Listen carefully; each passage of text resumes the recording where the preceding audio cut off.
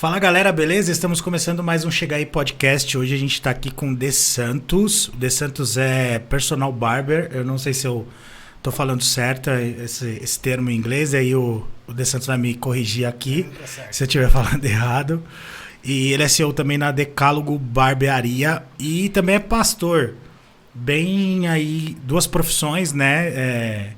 Uma mais voltada aí à parte da fé e a outra mais voltada aí à parte da beleza e estética. É isso aí. Pra deixar a galera bonita aí. Bem-vindo, De Santos. Obrigado, mano. Obrigado aí por ter comparecido pra gente trocar essa ideia. É nóis. Mais uma indicação do Fred de la Cruz, que o Fred é o nosso coprodutor. Tem o Marquinhos e a Géia, e a gente tem aí o Fred também como coprodutor.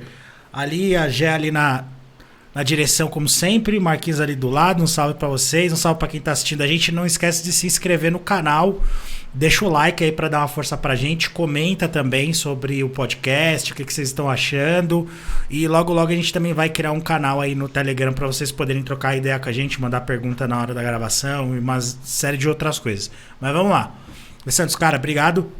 Como é que você começou? O que veio primeiro? Pastor, barbeiro? Qual que foi o início aí da tua saga das duas profissões aí? Eu comecei cortando o cabelo, né? Eu comecei cortando o cabelo, na verdade, na garagem da minha casa. Eu não tinha feito curso algum, comprei uma maquininha. Foi na raça? Foi na raça. Pegando os irmãos ali, os amigos da rua e começando a cortar, dando umas erradas, dando umas na trave, né? Até chegar no objetivo final. Depois fui para um curso. Na época de cabeleireiro, né? Cabeleireiro. Hoje não, já estamos mais avançados, já... Hoje é barbeiro. Barbeiro. Chamar barbeiro de cabeleireiro. E antigamente tinha mais barbeiro do que cabeleireiro, né? Se for parar pra pensar, né? Na época Na verdade, os barbeiros eram os tiozinhos, né? Eram os tiozinhos, né? Os tiozinhos de barbearia que fazia, na verdade, quando trabalhava com aquelas navalhas mesmo, que não ia nem gilete. Era aquela navalha que ela tinha, cortava dos dois lados, né? Isso, que ela ficava assim, ó. Na verdade, ela se afiava. Ela afiava, né? Não era muito higiênico, né? Ah, sim. Porque era reutilizável aquele negócio, né? Você tinha que usar ela direto nas pessoas, tinha que fazer uma esterilização nela, creio que a álcool, né? Ah, na época, provavelmente. Aí evoluíram da navalha pro navalhete, né? Que é o que você coloca a lâmina. Eu lembro, meu pai tinha uma que você desrosqueava assim. É um barbeador, e aí né? você colocava e... Não era essa? Não. Pra fazer acabamento tem que ser a navalha mesmo, né? A retinha. É, aquela que abre de cima pra baixo mesmo. Aquela lá que você tá falando é pra fazer barba em casa. E essa antiga, como é que era, essa navalhete aí? Era igualzinha, só que ela não tinha a opção de descarte, né? Ah. Era igual. Você só ia afiando e esterilizando. Afiando, esterilizando e usando. Afiando, esterilizando e usando. Hoje não. Hoje, na verdade, a navalha era aquela antiga, né? Se eu não estou me enganando. A navalha era aquela antiga. A que nós usamos hoje é navalhete, né? Ah, tá. Coloca a lâmina da gilete nela. Entendi. Mas voltando lá, você estava contando como é que você começou, aí você abriu na garagem de casa, foi na raça. Foi na raça. Depois eu senti a necessidade de fazer um curso, né? Porque só tava rapando mesmo com a maquininha. Aí mas fazendo zerão. Não, até fazia os disfarçadinhos e tal, mas assim, quando pegava uns cabelos mais lisos, meio que você ficava meio que apanhando, né? Aí senti a necessidade de fazer um curso de cabeleireiro masculino na época. Aí fiz um curso e aí eu comecei. E na época você fez aonde? Como é que foi esse processo do curso? Quanto tempo e tal? Eu fiz um curso de 8 meses na época. Era um curso de 8 meses na época, 2 aulas semanais, à noite, né? E eu fiz a escola nem existe mais, Escola Chique. O nome da escola, lá na rua Grenfield, no Ipiranga. Que ano que era isso? Bicho, eu tinha 18 anos, cara. Faz tempo. Faz tempo, tô com 46. Faz um tempo. Faz um tempo. E aí desde lá então você sempre trabalhou como barbeiro, sempre veio nessa pegada. Não. Você chegou a fazer outras coisas no meio do caminho? Eu trabalhei como barbeiro pouco tempo, logo depois que eu iniciei, né? Aí depois eu senti a necessidade de... Não estava conseguindo me manter financeiramente, né? Só cortando cabelo ali de amigos e tal. Tava um negócio meio que não tão profissional. Aí eu migrei para outra situação, trabalho secular mesmo. Uhum. Né? Eu já trabalhei de instalador de telefone, já trabalhei de ajudante geral, já fiz um monte de coisa. E depois eu fiquei muito tempo parado, porque eu fui pastorear, né? Pastorei 15 anos. E aí, quando você começou a pastorear, você parou com a Parei. barbearia? Parei com Aí, tudo. aí se dedicou 100% à parte de pastor. Isso. Como é que você virou pastor? Na verdade, pastor você Ou já não vira, nasce né? pastor? Como é que é esse negócio? Você não vira pastor e nem nasce. A questão é chamada, né? Isso tem uma chamada. Então, é algo que brota dentro do seu coração, mas não é você.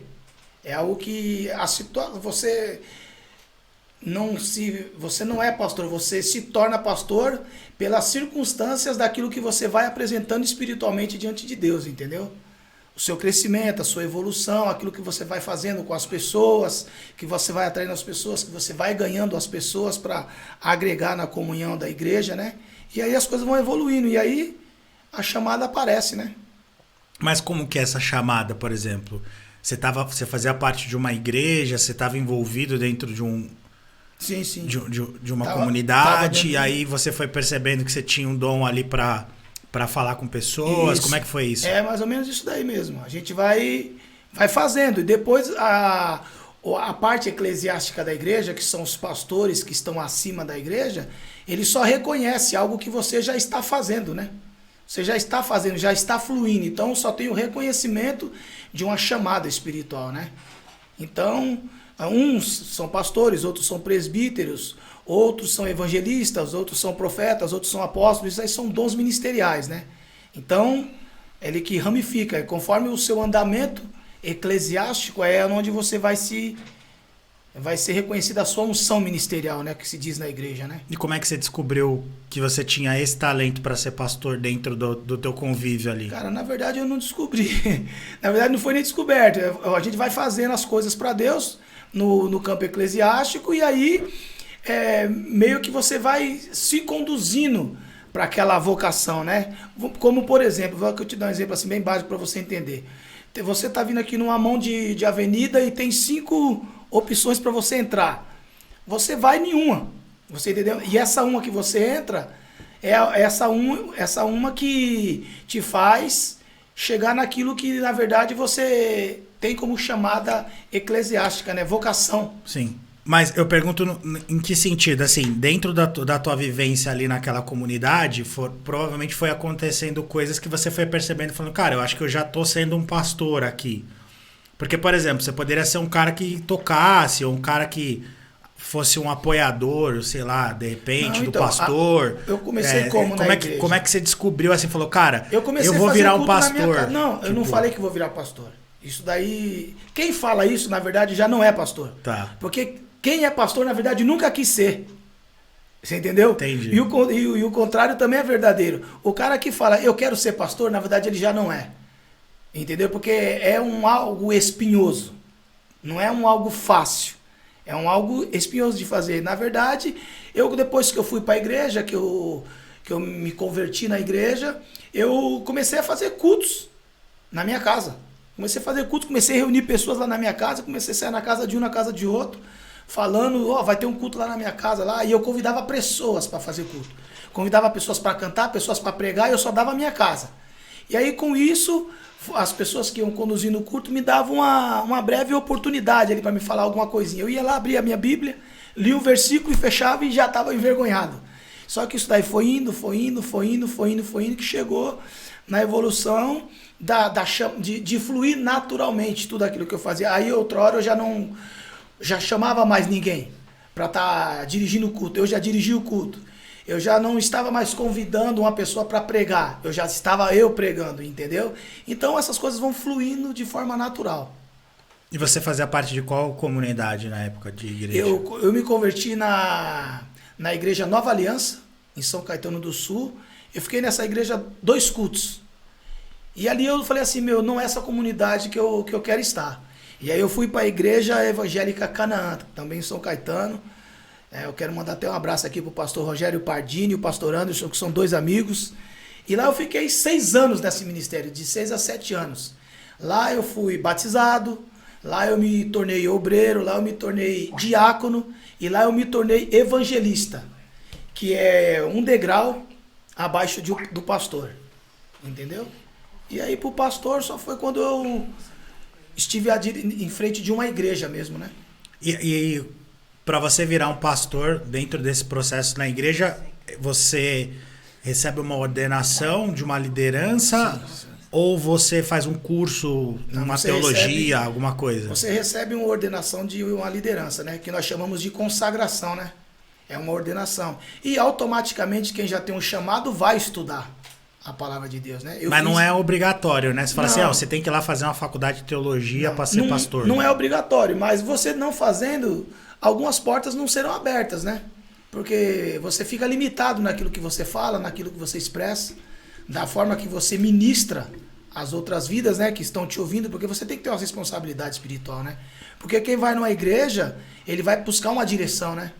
Ele vai ali, ele quer um rumo para ele tomar. Então, cabe à pessoa que está ali ministrando algo que nós dizemos que é da parte de Deus mesmo, a fazer uma aula de teologia bacana.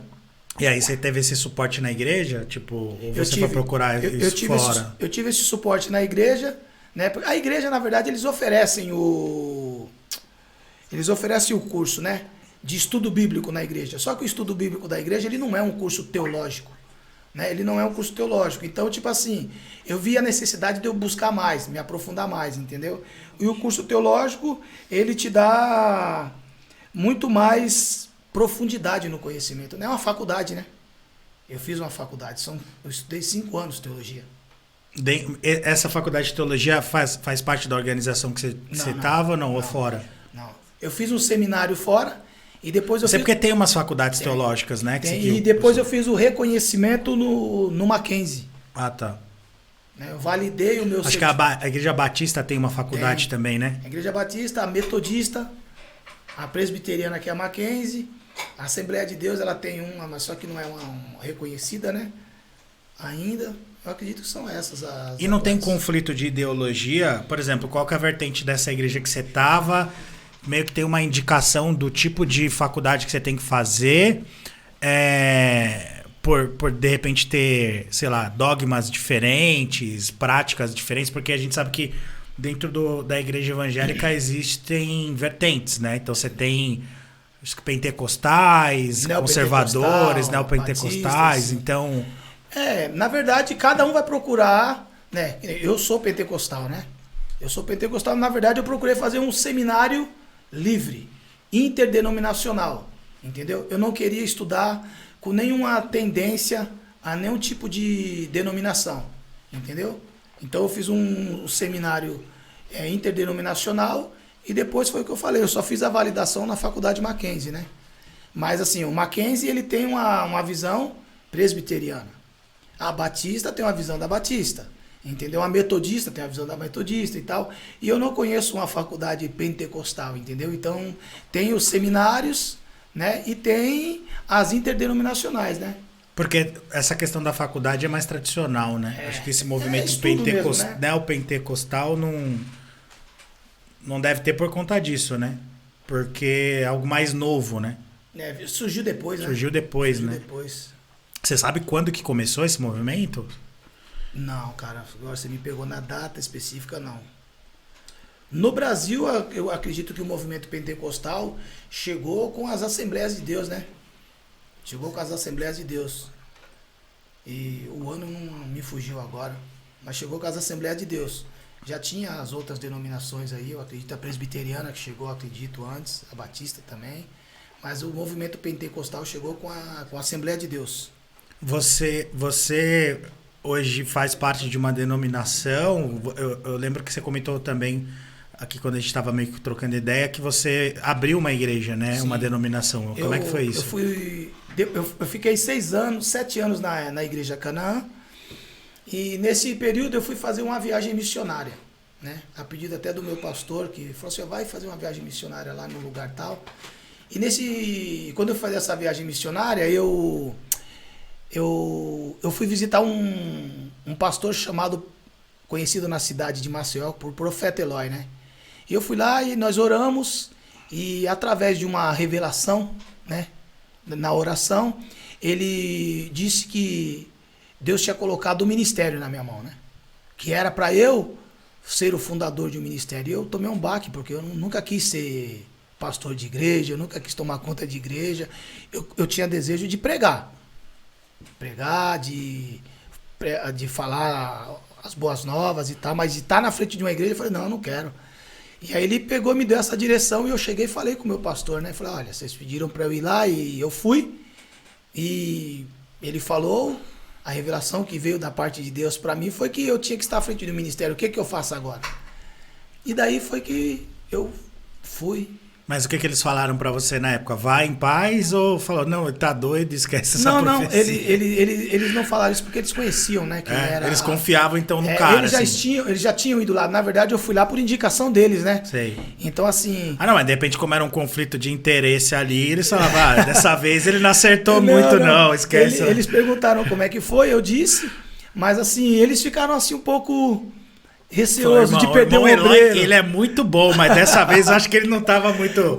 eles ficaram um pouco receosos, mas eles me abençoaram. Deu e foi instantâneo? Você chegou, falou tchau? Não. Demorou Cheguei, um tempo. eu falei, demorou um tempo para assim, a gente organizar as ideias e esperar o tempo certo, né? Acredito que eu acho que demorou quase um ano ainda. Daí pra frente... Como é que foi esse processo de sair dali, montar uma igreja e começar um trabalho do zero? É difícil, né? É um trabalho bem difícil, porque você não tem tantas pessoas, você não tem dinheiro, você não tem muita coisa favorável para você ter que montar, mas a gente teve que fazer. Abrimos um CNPJ, colocamos no endereço da minha casa mesmo, porque era o lugar onde nós fazíamos os cultos, né? E começamos a fazer reuniões ali mesmo. E ali, quando passou a não caber mais de pessoas ali, eu me senti forçado a procurar um espaço. E aí eu fui procurar um espaço já no bairro, nós alugamos o espaço lá e começamos a fazer os cultos, os dias de culto, e começamos a tocar. Quanto tempo da sua casa até o... 15 minutos. Não, falou tempo... Até que você não tivesse mais como fazer em casa e passasse a fazer dentro de um outro lugar, ter que alugar um espaço. Não demorou, porque antes de eu ser evangelista, eu já fazia muito... Todo sábado já tinha culto na minha casa, já há quase 7 anos. Uhum. Então essas pessoas já estavam pedindo para mim, vamos fazer um culto, vamos montar alguma coisa e tal. Eu falei assim, não, a gente não pode fazer essas coisas assim, não é bagunçado, né? Nós temos que ter uma direção espiritual, temos que ter uma bênção pastoral, temos que ter uma liberação organizada para não sermos aventureiros, né? E aí, nesses 7 anos que esses cultos aconteciam na minha casa, então já tinha um ajuntamento de pessoas ali, né? Então, essas pessoas ali que ajuntavam ali, 50% caminharam comigo. E eles eram dessa outra congregação que você fazia parte. E eu também parte. lá, porque eu ganhava lá na minha casa, levava para a denominação os cultos, entendeu? Então eles ficavam transitando entre ir para a sede lá e ir para tua casa. Isso. Então no final, quando você fez essa transição, a galera meio que te acompanhou. Meio que acompanhou. Entendi. E aí, dentro desse processo todo, como é que foi os anos seguintes aí da igreja? Foi o que eu falei. Até você falar, não, agora eu vou voltar a ser barbeiro de novo e tal, como é que foi? Então, eu decidi voltar a ser barbeiro há 5 anos atrás. Entendeu? Então, eu fiquei 13 anos sem trabalhar para ninguém. Nem como barbeiro, nem para ninguém. Eu só ficava diretamente focado na obra, né? Na obra de Deus ali, só cuidando da igreja, cuidando do povo. E só. Eu fiquei devoto mesmo ao ministério. E como é que foi para voltar a ser barbeiro e como é que tá o ministério hoje? A igreja ainda existe? Não, outra pessoa cuida? Não. A igreja há uns 3 anos e meio, aproximadamente, quando começou a entrar... Antes da crise da pandemia, nós já estávamos vindo num processo de financeiro para manter a igreja, né? Porque uma igreja, para se manter, ela precisa de dinheiro. As pessoas meio que se enganam, falam, não, montou a igreja é montar para ganhar dinheiro. Pelo menos as pequenas não funcionam assim. Entendeu? E começou a ter processo de poucos valores entrando que não estava dando mais para arcar, nem com as responsabilidades básicas da igreja, que era pagar aluguel, água, luz, telefone, essas coisas, entendeu? Então o salário para mim, nem um salário pastoral nem existia mais, entendeu? Então eu falei assim, eu preciso voltar a trabalhar, né? Mas eu fiquei nesse processo 13 anos.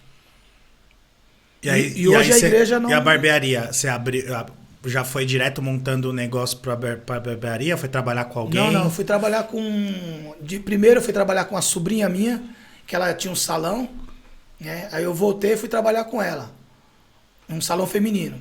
E eu trabalhei com ela lá uns 3 meses aproximadamente. Só que eu vi que lá não era o lugar para que eu fosse desenvolver meu trabalho e agregar uma clientela bacana, né? E aí eu fui trabalhar com um amigo meu chamado Dielso, né? Inclusive eu quero mandar um salve para ele, Dielso. Deus abençoe aí. Hoje ele tem 3 barbearias, né? Caramba. Tá com 3 barbearias, ele tá bem destacado. Inclusive amanhã ele vai reinaugurar uma na comunidade do Heliópolis.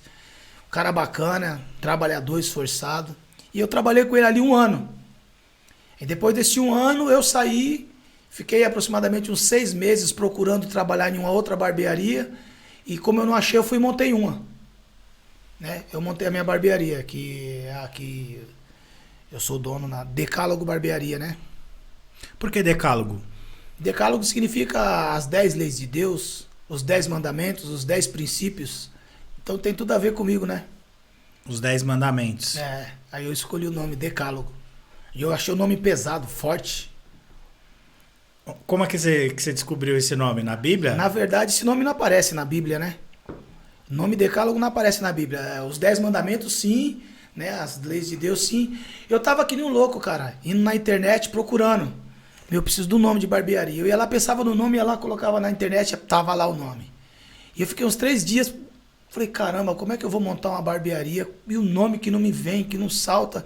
E eu naquele desespero, a voz que eu digo de Deus falou no meu ouvido, né? Pra que você tá procurando o nome? Olha, aí eu tava lendo lá Êxodo capítulo 20, que fala dos 10 mandamentos, né? Aí eu coloquei na internet 10 mandamentos, eu vi lá, 10 mandamentos, Decálogo. Falei, olha que nome pesado, que nome forte. Foi o nome que eu coloquei. Na verdade foi inspiração divina que me veio. Aí veio o nome e você falou, é esse. É esse. Aí peguei esse nome, estamos aí. Como é ter uma barbearia, cara? A gente vê muita barbearia, né? A concorrência é muito grande. Como é que é esse processo de montar uma barbearia e trabalhar com esse segmento que tem uma concorrência pesada? Tem. Então, hoje tá... Ou você investe pesado, cara, ou você fecha, né? Você fecha. Que nem, por exemplo, eu montei minha barbearia 1 ano antes da pandemia. 1 ano antes da pandemia. 1 ano, quando a barbearia tava alavancando, ganhando bastante dinheiro, tava ali trabalhando com 2 rapazes comigo, pandemia, barbearia fechada. Os 2 meninos que trabalhavam comigo, cada um foi procurar o que fazer, porque não tinha como, né? Uhum. E eu fiquei trabalhando com a barbearia fechada, porque eu trabalho com um agendamento de horários, né? Tem um aplicativo, os clientes chegavam lá, batiam na porta, eu levantava e trabalhando que nem bandido, né? Que nem diz o Gelson, amigo meu. Mas fui trabalhando assim. E aí eu já peguei um negócio meio que amarrando, né, cara? E aí fiquei esses 2 anos de pandemia empurrando. E aí quando começou a abrir, né, começou a abrir novamente aí o comércio. Deu agora no final do ano, em dezembro, eu resolvi fechar a minha unidade. Resolvi fechar a minha unidade aqui porque eu mudei para Peruíbe. Né, eu mudei para Peruíbe e eu falei, vou montar uma barbearia lá, vou levar minha barbearia para lá. Né? Fechei aqui e tal. E eu desci para mim montar minha barbearia lá. Só que, tipo, eu tenho amigos lá, né? E eu fui fazer uma sondagem na cidade e tal. E aí nós ainda nessa questão de pandemia, que não voltou nada, tudo ao normal ainda. Tem pessoas com medo de cortar cabelo, pessoas cortando cabelo em casa e etc. Eu dei uma segurada. E lá na praia eu trabalho num salão, né? E aqui em cima eu continuo atendendo alguns clientes meus.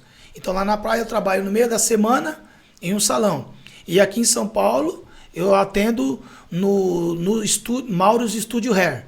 Entendeu? Então tipo assim, eu tô lá e cá, aí esperando para eu voltar novamente e montar minha barbearia. As coisas estão todas guardadas, estão todas, né, reservadas ali, só que eu estou atendendo em 2 lugares específicos hoje. Até reestruturar novamente o comércio estar como precisa estar, porque não é fácil não. Tem que ter um investimento pesado porque a concorrência está desleal. E a concorrência tanto no investimento, no espaço, né, como no preço, né, meu? Muito barato a galera tá cobrando? Tem cara que cobra muito barato, ele desvaloriza até a mão de obra dele, né? E aí você que estuda, você que faz uns cursos, você que se aperfeiçoa, vai para um nível diferente, você vai querer cobrar um preço diferente, porque você se especializou para tal, e aí você acaba não conseguindo, porque você cobra 50 e ali do lado tem um camarada que tá cobrando 25. E o cara que tá passando na rua, ele não quer saber se... Ele não vai chegar lá e perguntar qual que é o seu currículo de barbeiro. Ele quer saber se você sabe cortar. Entendeu? Ele não fica olhando na sua parede os seus diplomas, seus certificados, com quem você fez curso. Ele quer saber do preço, na verdade, né? Então hoje também eu tô procurando transicionar o meu atendimento para um público que não procure preço, mas pessoas que procurem o valor de um trabalho bem feito, né? Região, você acha que influencia? Sim. Dependendo de onde você tá, Sim, né? Sim. Um dos maiores barbeiros do Brasil, que é o seu Elias, de Minas Gerais, ele deu um exemplo com uma certa feita. Ele falou que ele foi viajar de avião e ele pediu um misto quente, 2 misto quente, um para ele e para a esposa e 2 sucos. E no aeroporto, isso daí deu em torno de R$90 quase, aproximadamente. E ele falou que no bairro onde ele tem a barbearia, deu 20 e poucos reais. E aí ele pegou fez uma ilustração disso e falou assim, você sabe como você pode mudar o valor do seu corte? Você pode ser bom no seu corte, sua barbearia pode ser top, pode ter tudo de bom e de melhor, só que dependendo do bairro que você estiver, você nunca vai poder aumentar o seu preço. Porque é a região que vai falar quem são as pessoas que moram nela, né? Então não adianta você estar numa comunidade e você colocar um corte a R$200. Depende, esse lance de onde você está instalado, ele faz total diferença. Exatamente. Né? É o público... Porque tem o lance do cara falar, putz, aqui tá 20, ali tá 70. Pô, que eu vou aqui no de 20. Exatamente. Agora, sei lá, você tá trabalhando num lugar onde todo mundo tá cobrando 70... Porque até o próprio lugar já é mais caro também, tem isso, né? Sim, às vezes o próprio lugar já é um pouco, né, mais caro. O espaço, e tal, né? O aluguel já é mais caro. É mais caro. Porque então você pelo aluguel mais, você vai ter que fazer o seu valor, né? De trabalho. Porque você paga 1.000. Você vai pagar 10.000. Peraí, se você tá pagando 1.000, seu corte é 100, é R$10. Se você paga 1.000, ele tem que ir pra quanto? Né? É uma questão de matemática, né? Você tem que aumentar o valor do corte. Logo, ali vai ter um outro tipo de cliente também. Sim, é outro poder aquisitivo. Exatamente, é um outro tipo de cliente. Outro então, tipo de cliente. automaticamente vai ser natural o ganho, né? Sim. E aí você pensa, por exemplo, em fazer essa transição de local também, para de repente falar, cara, eu vou para um lugar um pouco mais refinado em termos de valor? Como é que tá teu planejamento em relação a isso? Eu tô pensando em trabalhar menos e ganhar mais, né? Porque trabalhar muito não quer dizer que você está ganhando muito. Né? Trabalhar certo, né? Você entendeu? Então ultimamente eu tô fazendo um curso já me formei no curso de visagismo, né? Então para quê? Para que eu venha atender um outro tipo de cliente, sem desmerecer o humilde, mas valorizando também o que pode pagar mais. O que é visagismo? Explica pra galera, que tem muita gente que nem sabe, eu acho que é visagismo. Então, o visagismo é você entregar um corte personalizado de acordo com a persona, né, do cidadão. Então, na verdade, você vai entregar um corte para ele personalizado. Não vai ser um corte que eu faço em você, eu vou fazer no A, no B ou no C, entendeu? Então, a pessoa faz uma consultoria. Nessa consultoria a gente vai descobrir qual que é o perfil comportamental dela. E em cima desse perfil comportamental nós vamos fazer um teste de estilo, né? Mostrando para ele ali o que combina de acordo com aquilo que ele conversou numa consultoria, né? Porque como é que funciona a consultoria? Nós vamos perguntar qual é o momento de vida que ele está passando, qual é a profissão que ele atua, se é um cara casado, se é um cara solteiro, se... Você entendeu? São perguntas assim, para que nós venhamos encaixar o corte ideal para aquela pessoa, entendeu? Então, é um corte que exige um certo requinte, né? Você vai fazer uma pesquisa sobre a pessoa para entender adequar o corte à personalidade. Na verdade, dela, ela responde. Exatamente. Ela vai responder um questionário que a gente envia, que tem aproximadamente umas 20, 30 perguntas aproximadamente. Me fugiu aqui a exatidão. E quando ela responde, vai no e-mail dela qual que é o perfil comportamental dela. Você entendeu? Então, quando ela me manda qual que é o perfil comportamental, eu já sei se é uma pessoa colérica, sanguínea, fleumática, melancólica, porque da forma que ela responde a pergunta, vai ser a forma que vai também demonstrar qual que é o temperamento dela, né? Mas aí a ideia é mudar isso também com corte ou não? Porque, por exemplo, alguém melancólico fala, vamos meter um corte triste aqui, vai deixar a pessoa mais triste. Na verdade... Vou falar, vou ter que meter um corte mais feliz para dar uma alegrada no visu. Na verdade, quem vai determinar isso é a pessoa. Eu vou mostrar para ela aonde o corte que valoriza ela e o corte que desvaloriza. Entendi. Você entendeu? Porque o visagismo a gente estuda, tem 5 tipos de cabeça. Você entendeu? Então, tipo assim, tem a cabeça alta, a cabeça baixa, a cabeça plana, a cabeça reta, uma cabeça sobressalente na nuca. Então, tipo assim, não é todo corte que vai combinar para todo tipo de pessoa, entendeu? Entendi. E tem o teu cara lá que ele fala, puta, meu, eu queria um degradê navalhado. Só que o cara, tem uma cabeça de mudança, meu, que não tem como, entendeu? Então, como é que você vai querer um corte navalhado, raspado? Ele tem um rosto redondo demais. Você rapa tudo, ele fica parecendo uma traquinas, mano. Fica parecendo uma traquinas. Então, qual que é a minha função de barbeiro visagista? É mostrar pra ele o que valoriza a imagem dele e o que desvaloriza a imagem dele. E a galera entende isso ou não? Então, eu estou ainda ingressando, né, nisso daí. Então, não tem uma clientela grande ainda nesse sentido, porque, como eu tô falando pra você, tem que pagar uma consultoria. Uma consultoria não é R$30, não é R$40. Hoje a consultoria, eu estou iniciando uma consultoria a R$150. Fora o valor do corte. Fora o valor da barba. Você tá entendendo? Fora todo o processo que a gente vai fazer. Porque tem trabalhos que vai demandar um processo. Eu não vou conseguir resolver ele em um corte. Você entendeu? De repente, vou te dar um exemplo. Você chega para fazer lá uma consultoria comigo, só que você tá careca hoje. Você raspa o cabelo. Né? De repente a gente chega na conclusão juntos que a gente deveria deixar um pouco mais de volume, um pouco mais de textura pra gente trabalhar um corte, tal. Tem como eu fazer isso no primeiro corte? Com você não tem, você tá careca. Você entendeu? Então a gente precisa de um processo. E depois disso a gente envia um dossiê pro cliente completo, de 8 páginas, onde vai ter o corte dele, o modelo do corte, onde foi designado o corte, para onde a gente modelou a barba, quais são as linhas que a gente vai traçar, vai mostrar foto do antes e do depois, para ele ter um dossiê no celular dele, entendeu? Entendi. Então, de repente, o cara sai daqui de São Paulo, vai lá pro Rio de Janeiro, ele vai procurar um barbeiro visagista lá, ele abre o dossiê e fala, eu quero esse corte, essa barba. O cara vai fazer, executar certinho e não vai ter erro, entendeu? Entendi. Você deve pegar muito para artista, né? Pessoas que são... Não só artistas, mas pessoas que trabalham muito a parte visual também, isso, né? Então, o bacana é esse, que nem assim. Porque eu falo, hoje, 80% dos meus trabalhos de corte são degradês. É degradê na navalha, degradê na zero, degradê na meia. Então e o que eu costumo dizer? O degradê é um corte top, é um corte bonito. Só que ele é um corte, que eu costumo dizer, de classe média baixa para periferia. Você tá entendendo? Você não vai ver um advogado com degradê. Você não vai ver um juiz de degradê. Você não vai ver um promotor de justiça com degradê. Ele não vai fazer. Você entendeu? Eu faço alguns cursos e workshops aqui na Vila Mariana, na escola do Alessandro Alves, amigo também. E assim, ele fala que lá na Vila Mariana já não tem degradê na zero.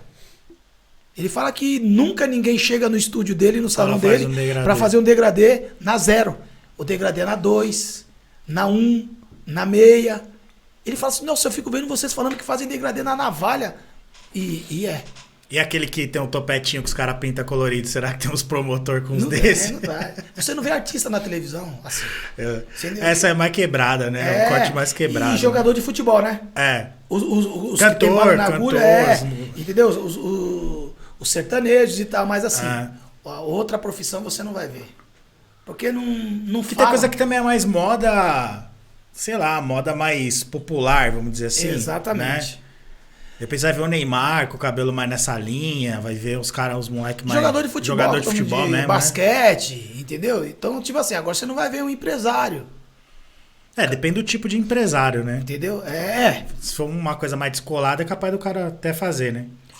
Depende. Se ele for fazer uma consultoria visagista, o visagista vai chegar nele numa consultoria, vai fazer ele entender que a posição dele demanda outro estilo, entendeu? Agora, vai dele aceitar ou não, entendeu?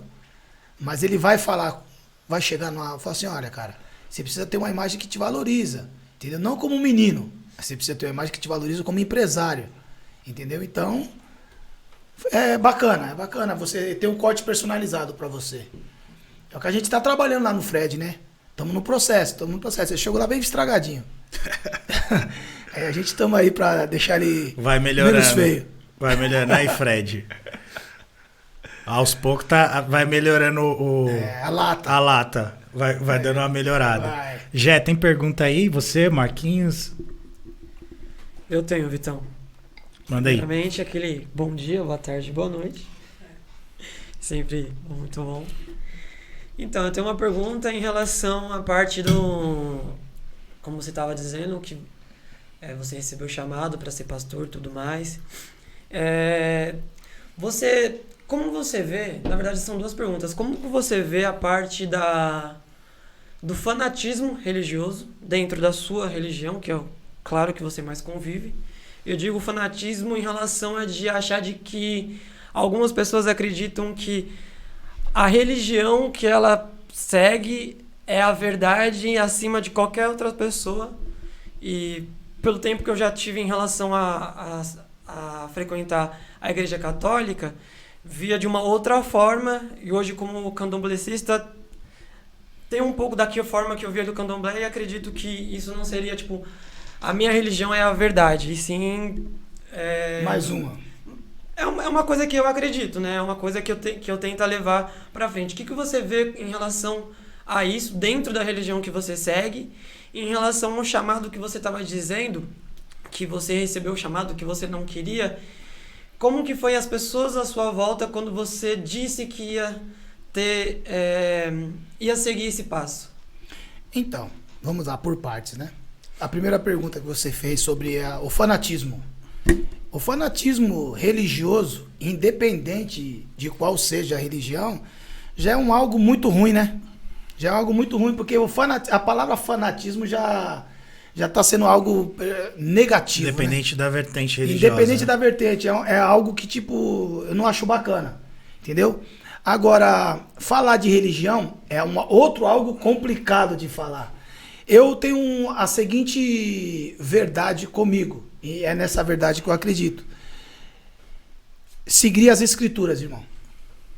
Seguir as escrituras, entendeu? Para mim, pelo que eu estudei, pelo que eu vejo na Bíblia, está fora da palavra de Deus, está na caminhada errada. Independente de onde o cara estiver caminhando, entendeu? E basta, entendeu? Então, tipo assim, para mim a Bíblia é o guia de fé e prática de todo ser humano. Isso na minha mente, entendeu? Segundo a sua crença. Segundo a minha crença. Eu respeito todo tipo de religião. Só que se você me perguntar, você concorda com elas? Claro que não. Senão, eu não estava na minha. Né? O respeito tem que ser... como é que eu posso dizer? Tem que ser a conclusão de tudo para qualquer pessoa que caminha, né? Respeitar, eu sou umbandista, sou do candomblé, eu sou espírita, tal, bacana. É o que você quer seguir? Vai na fé.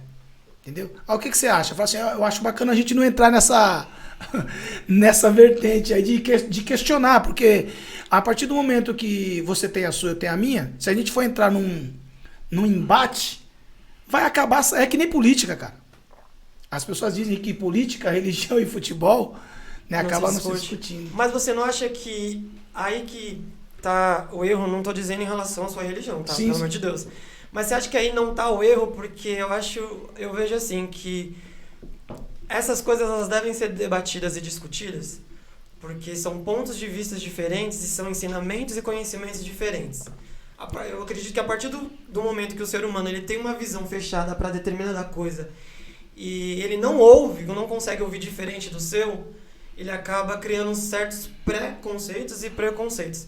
Você não acha que você, como um cara da palavra da fé dentro da sua religião, por mais que tenha pessoas que também não dizem que respeitam, né? Também, mas eu sei que sofrem preconceito com isso, você não acredita que essa parte, principalmente de ser, digamos assim, um orador dentro da sua religião, seria uma forma, digamos, mais plausível, mais fácil de você levar a palavra, que é realmente o debate? de ouvir e ser ouvido, de ter uma troca, de saber como isso funciona e como aquilo outro funciona. Não, o debate, ele é bacana, né? O debate ele é bacana desde que não entre em conflitos, né?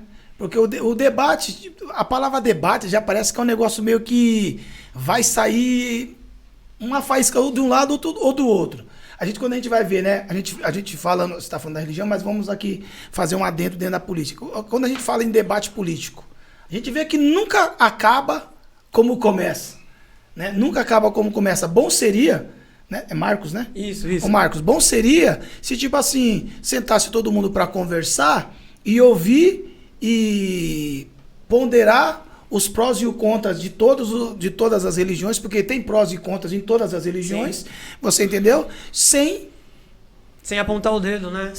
A palavra não é apontar o dedo, sem tipo se engalfinhar, entendeu? Sim. E aí quando começa, não, mas que você tal, e um vai falando uma coisa, outro vai falando outra, aí parece que os ânimos vai aflorando, e aí o debate que era tranquilo, ele já se tornou um debate fervoroso, e aí é onde acaba. É que tem que questionar se vale a pena o debate também. Porque quando você entra dentro de uma questão de conflito de crença, eu digo assim, o porquê do debate, né? Qual é a intenção do debate? Porque o debate, às vezes, a ideia é convencer o outro. Então, muitas vezes você vai tentar levantar um debate para levantar um ponto de vista de um cara que tem uma fé dentro da crença evangélica, que essa fé conflita com um cara que tem a fé dentro da crença da Umbanda, que também conflita com outro cara que tem a fé kardecista, e conflita com outro cara que tem a fé muçulmana. Então conflitar. São dogmas e crenças diferentes que, na verdade, a única forma de você ganhar aspas, né? Esse debate seria concordando, né?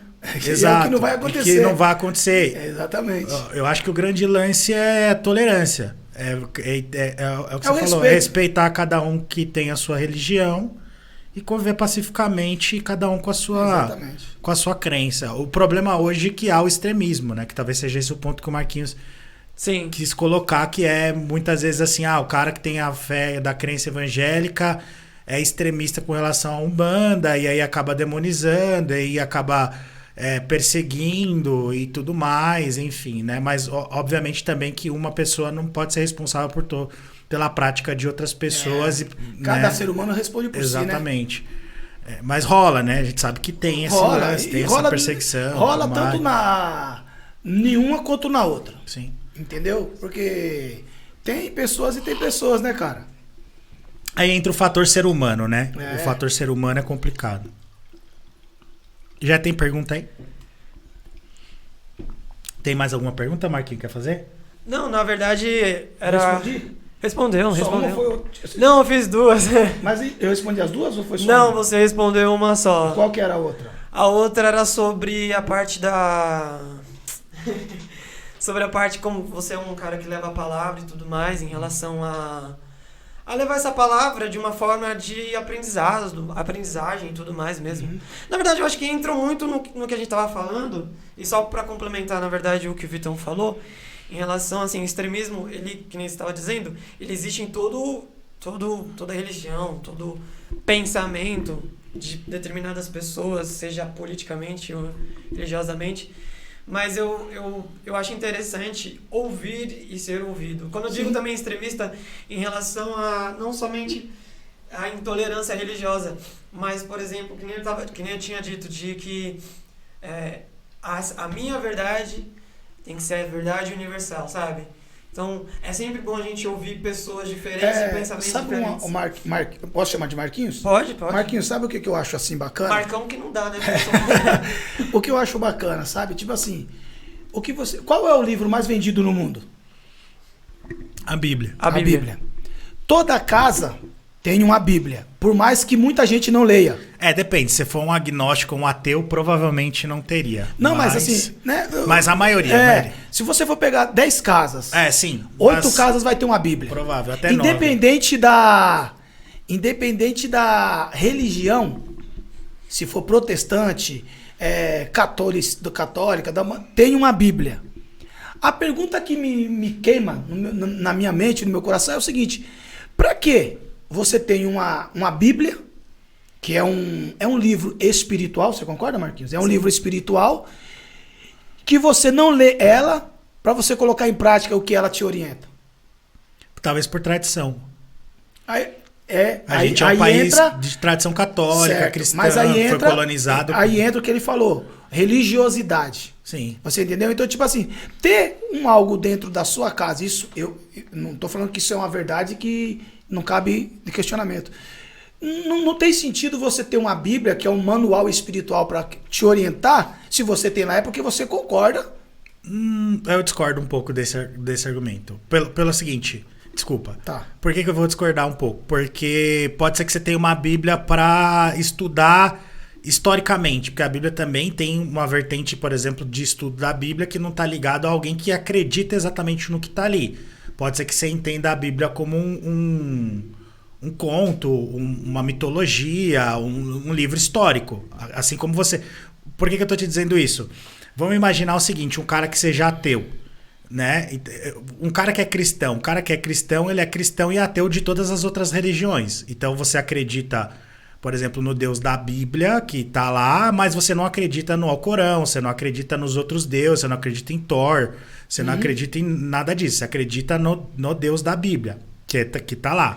Então você é ateu em relação aos outros. Mas isso não te impede, por exemplo, de ter um Alcorão na tua casa e estudar aquilo para entender como estudioso entendeu? E a mesma coisa a Bíblia. O cara pode falar assim, cara, ele pode ser de uma religião, sei lá, pode ser um judeu que tem um Novo Testamento para entender que na cabeça dele Jesus é um rabino, foi um judeu, não é o Salvador, e ele vai estudar aquilo como entendeu? Entendi. Como uma vertente de estudo.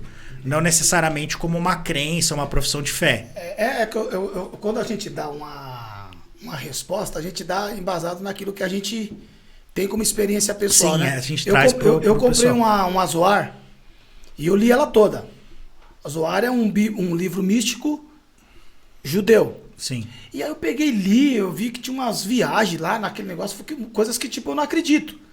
Mas eu peguei para estudar e ler. Os próprios livros apócrifos, né? Se você for pegar, por exemplo, o católico, ele tem alguns livros que não tem dentro do livro evangélico e a Bíblia tradicional. E aí já muda tudo, né? Não muda, só tipo assim, que nem eu falei, eu peguei, li todo esse livro, eu achei algumas coisas interessantes, achei outras que uma viagem, né? Falei, nossa, que viagem, entendeu? Porque eu tenho uma base. Então tudo que eu falo que é a viagem é em cima da base que eu já tenho. Você entendeu? Aí eu fui falar com um professor meu de hebraico, da USP. Ele falou assim pra mim, cara, o que você tá fazendo com esse livro aí? Eu falei, nossa, eu tava comprando uns livros e tal, eu achei interessante. Daí ele falou assim, cara, você comprou o livro da religião, né? Da parte, vamos aqui dizer, né? Pra que vocês entendam. Da parte escura do espiritual do judaísmo. Aí quando ele me falou isso daí, eu fiquei espantado. Eu falei assim, eu não quero mais esse livro. Eu me desfiz, eu paguei caro no livro. Você tá entendendo? Isso daí não tô falando que todo mundo... Um judeu não, um ateu ele não acredita em nada. Então ele pode ter o livro que tiver lá pra ele. É por isso que eu falei, se você pegar um ateu, um agnóstico, toda a parte de crença religiosa para ele tem uma explicação física. Ele vai ignorar todo o espiritismo. Exato, o espiritual e a crença. Para ele tudo aquilo ali é conteúdo histórico, mitologias fictício, né? E fictício. É uma história... Por exemplo, tem um cara que eu estava pesquisando esses tempos atrás, que é um professor também de teologia, um cara que acho que ele fez parte da Batista e ele era um ex-cristão. Então hoje ele é um cara que ele se diz ateu e ele traz vários argumentos meio que colocando, por exemplo, como a Bíblia como um documento histórico, que na verdade aquelas histórias elas eram histórias relacionadas à questão da época, com o intuito de trazer algum tipo de ensinamento, mas não necessariamente é algo que serviria como uma palavra universal para todas as pessoas. Então, uma visão de um cara que é ateu, por exemplo, em relação àquele conteúdo. Então, é por isso que quando a gente fala de discutir religião, que é uma das coisas que o Marquinhos colocou e que você também comentou, eu acho que faz sentido se for dessa forma, mas o que eu falar aqui não vai mudar a tua opinião e nem a dele. Ele não vai deixar de ser da Umbanda e nem você deixar de ser pastor pela opinião que ele tem ou que você tenha.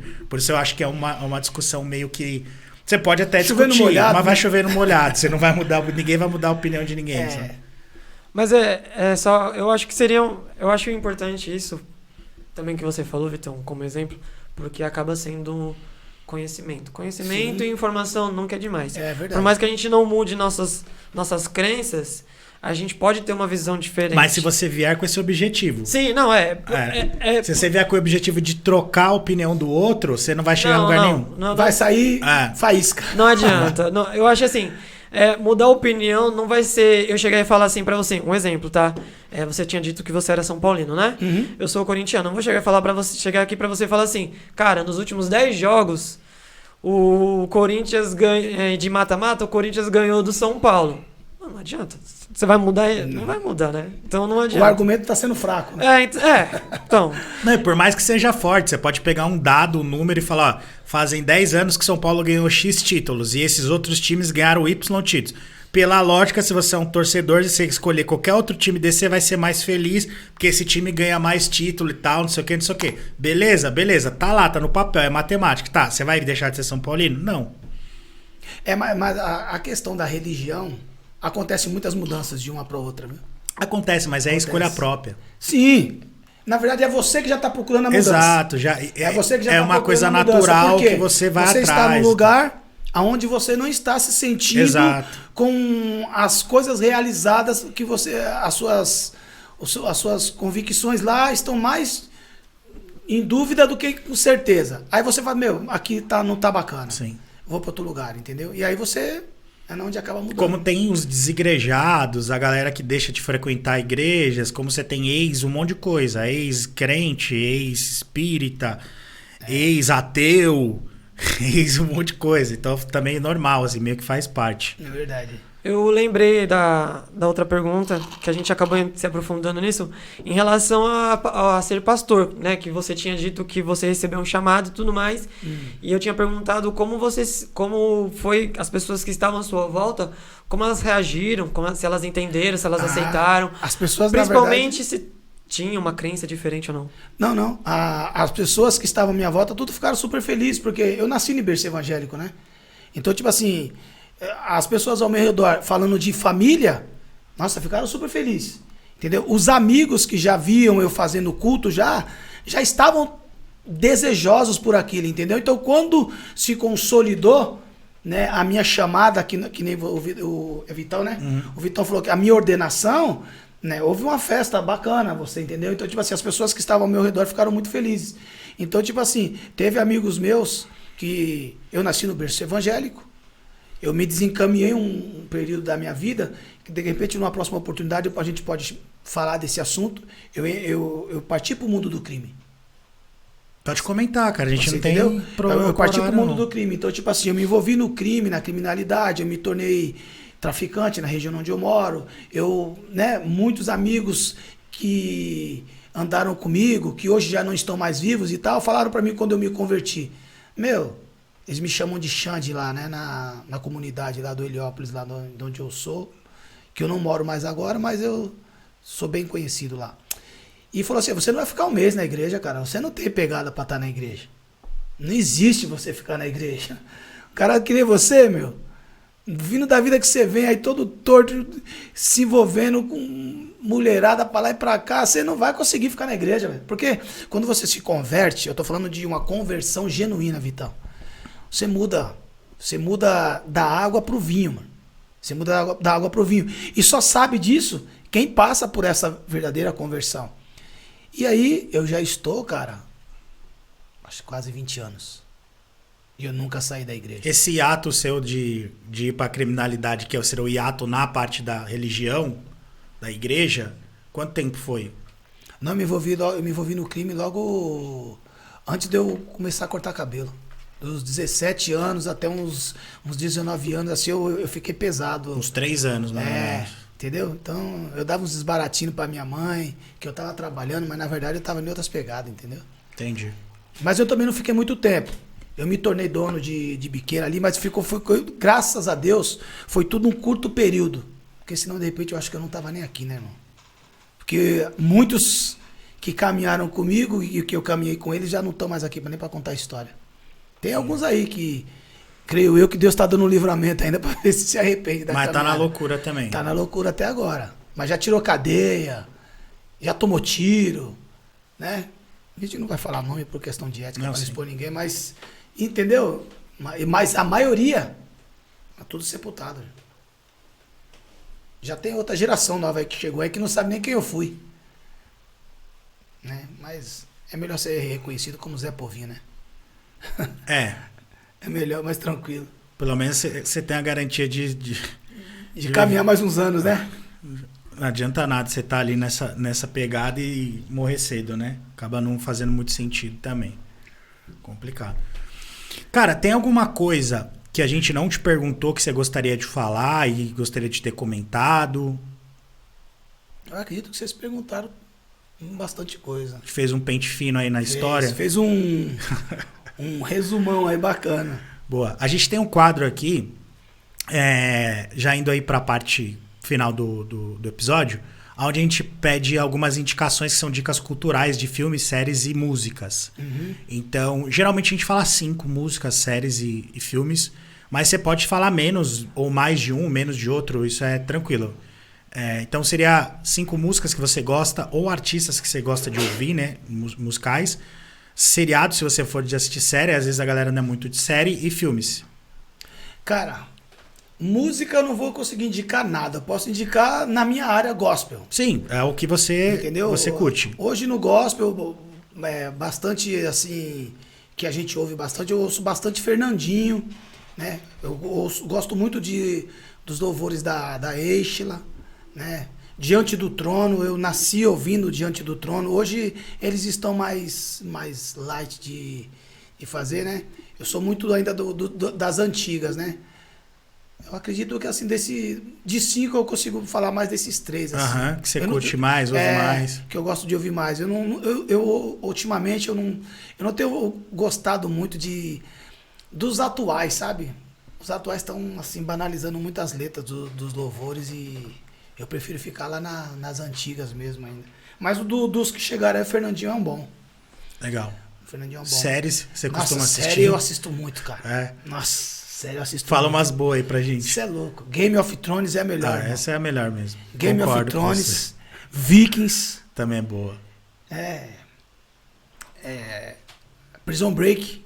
Também é boa. Prison Break eu assisti acho que a primeira e a segunda temporada. É top. Acho que são 3, né? Ou mais, não lembro. Acho que são 3. São 5. 5? Então eu assisti as 2 primeiras. La Casa de Papel é uma das últimas que eu assisti aí. Eu gostei da primeira, depois o restante achei que ficou meio. Ficou meio. Eu não terminei ainda, já faz uns 3 anos que eu tô assistindo. The Walking Dead. Eu assisto The Walking Dead. Você lembra onde você parou em The Walking Dead, cara? Eu assisti também, acho que as 2 temporadas de The Walking Dead e depois eu perdi a paciência. The Walking Dead eu já tô lá na 11ª, cara. Puta, é muita coisa, né? Eu já tô longe, na verdade, eu acho que já até acabou as histórias. Os caras já estão também começando a encher linguiça. Então, não começa... Eu já assisti até a outra, que é Fear the Walking Dead. Que é tipo uma variável do negócio ali. Aquele um spin-off? Eu nem sabia que existia, aquele ator lá, aquele negro lá, o Morgan, ele vai pra lá. Ele vai lá pra outra lá, entendeu? Então, mais ou menos igual os caras fazem com Breaking Bad, né? Mais ou menos o que os caras fazem com Breaking Bad. Desculpa, eu tô entrando na sua série, seu irmão. Então. Eu falei quantas já? Você falou Game of Thrones, Vikings, Prison Break 3, La Casa de Papel 4. Dessas todas que eu falei, é mais fraquinha La Casa de Papel. Concordo com você. Prison Break eu já assisti 3 vezes, cara. Cara, eu acho que eu vou terminar de ver. Faz tempo que eu tenho preguiça de voltar lá atrás dessas séries mais antigas. Apesar que o Breaking Bad, eu fui assistir. Breaking Bad é aquele de droga, né? Muito tempo depois do Walter Smith lá, o carecão. Essa é boa. Boa, eu já assisti toda também. É boa. Mais perto de Game of Thrones. Ah, não, pra mim a melhor que tem até hoje é Game of Thrones. Só me pisar na bola no último capítulo, né, irmão? Ah, mas que tinha que resumir muita coisa num episódio, Nossa. cara. Eu também não gostei, Pelo também fiquei amor. decepcionado. Pra quem gosta e acompanha. Nossa. Mas o problema é que os caras têm que compilar 7 livros num episódio, velho. É muita coisa. Teve muita história que não finalizou, que não amarrou. Teve muita coisa que precisava ter um final, né? De explicação do que aconteceria das casas. Mas não teve. Você ficou meio... A Daenerys pirou, saiu queimando tudo. Morreu. Acabou. Tipo... Mas você sabe que vão lançar, né? Uma série nova que acho que vai ser a história dos Targaryens, dos né? Targaryens. É. Já tem trailer na HBO. Série e tal. eu assisto bastante, Lança cara. esse ano. Você falou de livro também? Se quiser indicar livros também, pode indicar. E filmes. E tiver mais série aí, fala aí. Filme. O Protetor 1 e 2. Bom. Filme... Eu assisti um agora que saiu agora no Amazon. Daquele... O Infiltrado. Putz, não lembro. É novo. Saiu bom? semana passada. Top. É que aquele ator carequinha branquinho, que ele até entrou no Velozes e Furiosos agora no final. Jason Statham. Esse aí. É, isso aí. Os Infiltrados. O filme é bom, cara. Filme bom. É, esse cara é bom ator. É. Assim, agora que... Eu assisto muito filme, só que agora me fugiu. Eu tô mais apegado em série, né? O Protetor é bom. Pra alguns serviços ele aparece como Equalizer, né? Acho que na Netflix ele aparece como Equalizer. Aquele filme também daquele ator que eu não sei, um brancão, que é um senhor, que a filha dele foi sequestrada. Ah, sei. Que é o... Como é que é o nome, velho? Não. Nilson. Esse é mesmo. Aí tem o nome do filme, eu não lembro agora o nome desse filme. É bom pra caramba, que ele vai atrás do sequestrador. Busca Implacável. São 3. Mas também acho que forçaram depois um pouco a mão também, né? Você não acha? Tem hora que os caras começam a... Tipo, já assistiu aquele filme lá daquela menina que... Ela faz justiça que ela foi estuprada, cara? Já. O 1 é muito bom. Já. Muito bom, ela é muito cruel, né? Mas aí fizeram o 2 e o 3 já... Então, eu acho que tem filme que tem que parar no primeiro, velho. Fez, ficou bom, acabou, não tem mais... Porque senão já lança como trilogia, faz que nem Senhor dos Anéis, lança um, aí não acabou. Você fala, putz, vai continuar. Senhor dos Anéis é né? bom, eu assisti. É bom. Filme de 2-3 horas. Agora, todos da Marvel, cara, assisti todos. Ah, Marvel também. Assisti todos. Sou fãzão. Da DC também. Mas tem uns ruins da Marvel, você não acha, não? Tem uns ruins, Fraco, mas assim... fraco. Esses que eu fui ver no cinema, eu gostei de todos. Agora, da DC, eu gostei da Liga da Justiça. 3 horas e meia de filme, velho. Cara, eu acho que a DC, ela tá muito atrás da Marvel, velho, tá. em produção de filme. Eu acho que eles perderam o time e aí agora eles tentam correr. Tem uns bons, né? Que nem esse que você falou, que é a Liga é bom. Eu gostei do Superman lá e o Batman. A treta foi pesada, achei legal. Achei legal essa treta aí. Mas tem uns que é ruim. Tem. Eu não gosto daquele Deadpool, não, cara. Comecei assim, mas eu acho muito... O Deadpool é... Você gosta? Mais ou menos. Mas ele fala muito palavrão. É aqueles que você coloca e fica mexendo no celular. Ele só fala palavrão e muita coisa. Na verdade, eu não gosto de filme de comédia. Não sou fã de filme de comédia. Eu gosto, mas depende da comédia. Eu gosto de filme de ação. Gosto de filme de ação, de... Suspense eu também não sou muito... Eu gosto de ação. Terror. Eu amava filme de terror. Só que eu parei de assistir, cara. Eu não curto, eu não vejo. Eu parei de assistir. E assim, a gente vai voltar na questão espiritual de novo. Entendeu? Eu parei de assistir por algo espiritual mesmo, entendeu? Eu tô falando pra você, eu amava filme de terror, eu não perdia.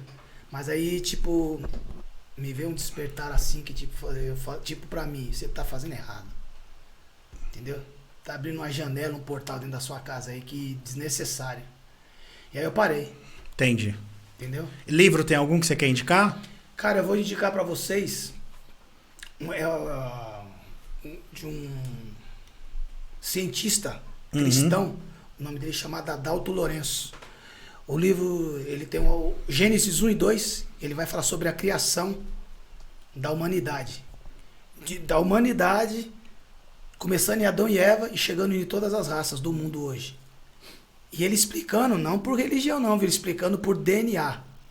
Você entendeu? O cara explicando, vindo mostrando assim a genética do ser humano e das raças surgindo, entendeu? Então, Eu acho que um livro bacana. O nome do autor é Adalto Lourenço. Ele tem vários vídeos na internet, se vocês quiserem colocar, ele fala de muitos assuntos. Ele fala tanto na parte bíblica quanto na parte científica. Ele é um cientista. Uhum. Então, esse livro aí é um livro bom. E o outro que é o best-seller é a Bíblia, né, irmão? A Bíblia eu acho que foi o primeiro livro impresso, né? Foi a Bíblia. Primeiro. Mas é isso. Cara, obrigado. Considerações finais, eu vou deixar o microfone aberto para você mandar um salve para quem você quiser, para falar aí o teu recado aí pra galera, pra tua galera que também vai acompanhar aqui o podcast. E é isso. Cara, eu quero agradecer primeiramente a Deus, né, irmão? Pela nossa vida, pela nossa saúde, pela gente... Por dar a oportunidade da gente se conhecer e estar aqui, né? E agradecer ao Fred, né, cara? Fred. Não tem como não agradecer ao Fred é o nosso né, coprodutor Chega Aí Podcast, que é o Fred. cara que mais indicou convidados aqui. Terão outros convidados indicados pelo Fred. Ele é parceiro demais, é um cara muito simples, muito humilde, muito parceirão mesmo de tudo, né? Agradecer a ele. E agradecer a toda a rapaziada que me segue, que me curte, meus clientes, meus fregueses, a família, né, cara? A família é a base de tudo, né? Agradecer a família, as pessoas que curtem o nosso trabalho aí. E agradecer também, não por último, mas não menos importante, vocês, né? Por ter aberto para nós essa oportunidade. A gente tá aqui falando um pouco do Nós que trabalho. agradecemos, cara, por também ter aceitado o convite, ter vindo aqui trocar essa ideia com a gente. Bom ouvir pontos de vistas, histórias e um monte de coisa.